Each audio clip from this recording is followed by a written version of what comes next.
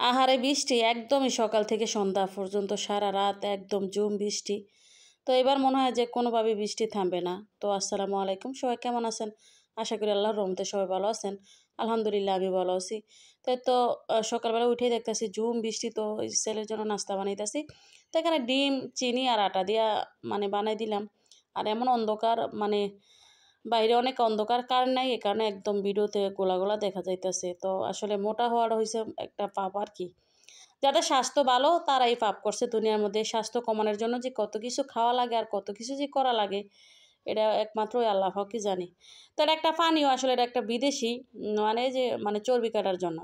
আসলে কোনো লাভ নেই। অনেক কিছুই খাই, মনে হয় যে খাইলে যদি একটু ওজন কমে, আসলেই কোনোভাবেই ওজন কমে না।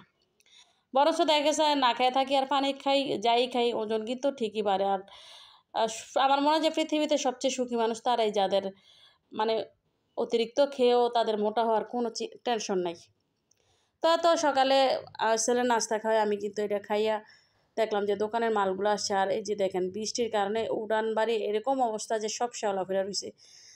মানুষ, কত মানুষ যে ফইরা ব্যথা হইতে আছে এটা কই আর লাভ নাই। তো আমি কিন্তু রান্নার প্রস্তুতি নিতেছিলাম, এর মধ্যেই কিন্তু আসলে মালটা আইছে। তো এটা দেখা গেছে নামাইতে হইব, এ কারণে আইসা পড়ছে আর কি। আর বৃষ্টির কারণে আজকে অনেক মাল নষ্ট হয়েছে, যেহেতু ট্রলার দিয়া ঢাকার থেকে আসে মালগুলা।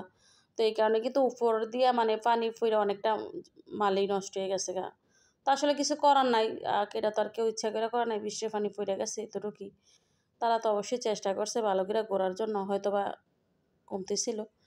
তো এই তো মালগুলা ঘরের ভিতরে আয় না, কিন্তু এখানে রান্নাবান্না করতে হইব। আর একটু রান্নার কাজ তাড়াতাড়ি শেষ করতে হইব, যেহেতু মালগুলো আজকেই আবার সব কিছু রেডি করে দোকানে পাঠাইতে হইব। তো একদম শর্টকাটে রান্না করতেছি।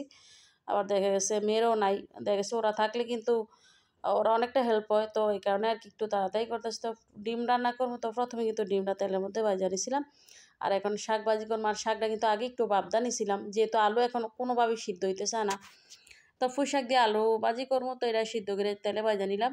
আর এখানে যে ডিমের জন্য পেঁয়াজটা তেলের মধ্যে ভালোভাবে ভাজা মশলাটা কষাই নিলাম, দিয়ে ডিমটা দিয়ে দিলাম আর কি। একটু তাড়াহুড়া রান্না।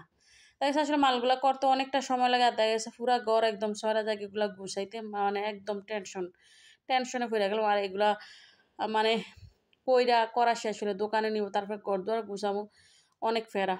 তো রান্না বান্না শেষ করে কিন্তু যে কাজে লেগে গেছি, কারণ এগুলো কিন্তু অনেক সময় লাগে।